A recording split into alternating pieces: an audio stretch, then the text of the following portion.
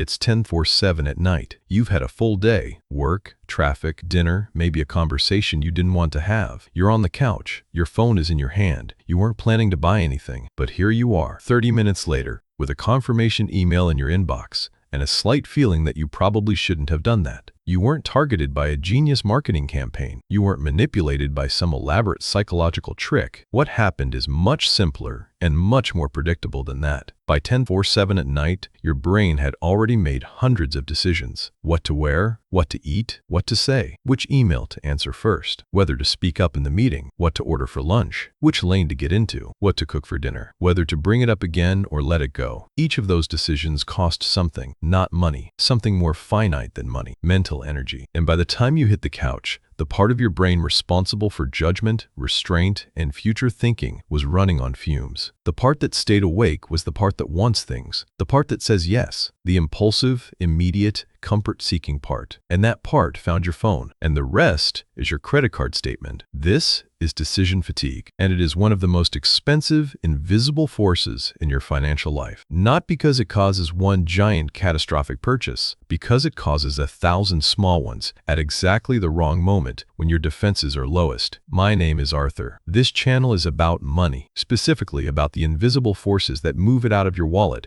and into someone else's. If that sounds useful to you, subscribe. Now let's talk about what's actually happening to your brain after dark. Decision fatigue is not a motivational concept. It is a documented cognitive phenomenon. The research on it goes back decades, and it shows up in places you would not expect. There is a famous study on Israeli parole boards. Judges reviewed parole applications throughout the day. In the morning, right after a break, prisoners were granted parole about 65% of the time. By late morning, before the next break, that number dropped steadily. By the end of a session, it was close to zero. Same judges, same criteria, same legal standards. The only variable was where, in the day, the decision fell. The judges were not being cruel. They were being human. When the brain is fatigued, it defaults to the safest, easiest answer. In a courtroom, that means denial. In your living room at 11 p.m., that means yes. The same mechanism is operating in you every day. And the people who design the environments where you spend money, the apps, the stores, the websites, they have known about this for a long time. Think about the checkout line at a grocery store. You did not come in for a candy bar. You had a list. You stuck to it. You made good decisions for 40 minutes. And then,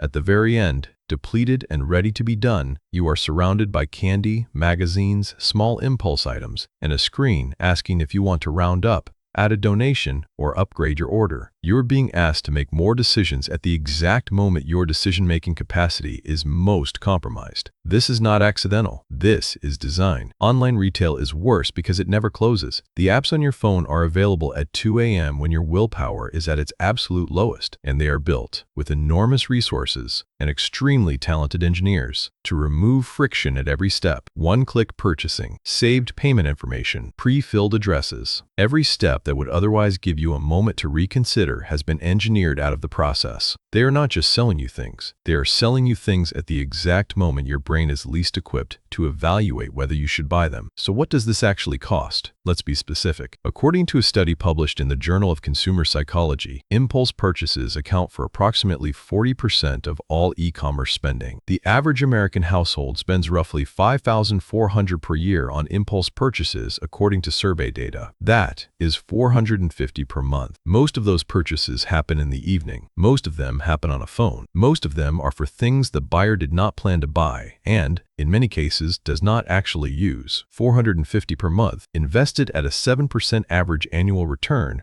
over $234,000. That is the rough math on what impulsive evening spending costs you over 2 decades. Not the cost of the items, not even the cost of interest if you carry a balance, just the opportunity cost of the money itself not being invested. That number deserves a moment. The items themselves are usually not the problem. The 34th thing you bought on a Tuesday night was probably fine. It might even be useful. The problem is the pattern. $40 here, $60 there, a subscription you signed up for that you forgot about, a limited time offer you didn't want to miss. At midnight, these all felt reasonable. In aggregate, over a month, over a year, over a decade, They represent a significant and largely invisible drain, and here's the part that makes it especially difficult to address. Decision fatigue does not feel like impairment. This is not like being tired and knowing you're tired. When you are cognitively depleted, you feel fine. You feel like you're thinking clearly. You feel like the decision you're making is a considered one. The brain that is too tired to properly evaluate a purchase is also too tired to recognize that it is too tired to properly evaluate a purchase. This is not a willpower problem. Repeat that. This is not a willpower problem. Framing it that way is both inaccurate and counterproductive. Willpower is a resource. It depletes. It refills. Telling someone to just have more discipline at 11 p.m. is like telling someone to run faster after they've already run a marathon. The tank is empty. The solution is not to push harder. The solution is to change when and how the spending decision gets made. So what does that look like in practice? The first approach is timing. If you are going to make any significant financial decision, buying something over 100, signing up for a subscription, agreeing to a payment plan, make that decision in the morning, specifically before 10 a.m. if possible. The research on cognitive performance consistently shows that most people's executive function peaks in the late morning, roughly 2 to 4 hours after waking. That is when your brain is best equipped to evaluate trade-offs, consider alternatives,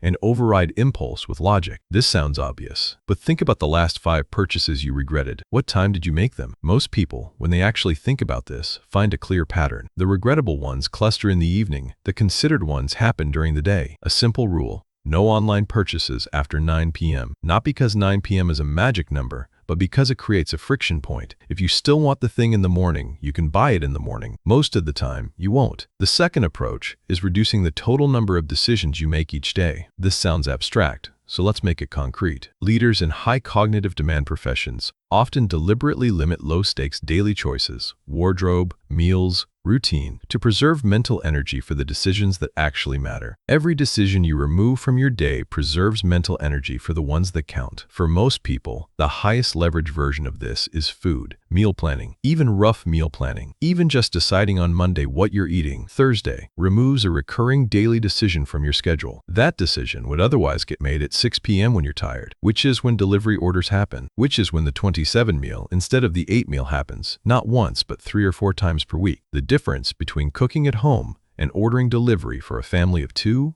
nights per week is approximately $200 to $300 per month. Over a year, that is between $2,400 and $3,600. Not because you're a bad person, because you were tired and there was no plan. The third approach is automation. If the decision has already been made, you cannot make it badly later. Set up automatic transfers to savings the day after payday. Set up automatic contributions to your retirement account. Set up automatic bill payments. Every dollar that moves before your fatigued evening brain touches it is a dollar that is safe. According to the Bureau of Labor Statistics, the average American saves roughly 4-6% of their income. Studies on automatic enrollment in retirement plans consistently show that when employees are automatically enrolled and have to opt out rather than opt in, participation rates jump from around 40% to over 90%. Same people, same financial situation. Automation does not fix willpower. It makes willpower irrelevant. The fourth approach is awareness of environment. Your phone is an evening spending machine, not because you are weak, but because it is designed to be used exactly when your defenses are lowest. Some practical changes: log out of retail apps so that there is at least one step of friction between you and a purchase. Delete the payment information from sites you impulse buy from. Move shopping apps off your home screen. These are not dramatic interventions. They are friction points. Small speed bumps between desire and transaction that give your prefrontal cortex just enough time to participate. The fifth approach is the 24-hour rule. Any unplanned purchase over a threshold you set for yourself, say 50, say 100, waits 24 hours. You add it to a list. You look at it the next morning. If you still want it and it still makes sense, you buy it. The research on this is consistent. A significant percentage of impulse purchases, in many studies, more than half, are no longer desired after a 24-hour delay. The urgency was manufactured. The desire was real, but temporary. The 24-hour rule is not about deprivation. It is about letting your rested brain participate in the decision. Let me put the full math together so the picture is complete. Average impulse spending, $450 per month. Meal planning savings from avoiding tired delivery orders, $250 per month. Total addressable monthly drain from decision fatigue, approximately $700 per month. Over 20 years at 7% annual return, approximately $437,000. That is not an exaggerated number. That is a conservative estimate estimate of what decision fatigue left unaddressed costs an average household over 2 decades. It is not one bad decision. It is the accumulated cost of consistently making decisions at the wrong time, in the wrong environment, with a depleted brain. Here is what I want you to understand about all of this. These are not discipline problems. They are system problems. And system problems have system solutions. The person who saves money consistently is not necessarily more virtuous or more self-controlled than the person who doesn't. They have often just built an environment where the right decision is the easy one, and the impulsive decision has enough friction to delay it. You are not going to out-willpower an app that has hundreds of engineers optimizing for your conversion, but you can change the conditions under which you encounter those things. You can change the defaults. You can move the friction. Decision fatigue will always exist. Your brain will always be more depleted at 10 p.m. than at 10 a.m. That is not a flaw. That is just how the brain works. The question is whether you have set up your financial life in a way that accounts for that reality, or whether you are expecting yourself to function at the same level of judgment at 11 p.m. as you do at 9 a.m. Most people are expecting the latter, and the credit card statements show it. The goal is not to become someone who never makes an impulsive purchase. The goal is to make sure the important financial decisions, the ones that compound, the ones that set the trajectory, get made when your brain is actually available to make them. Everything else can wait until morning, and if it still seems like a good idea in the morning, then maybe it is.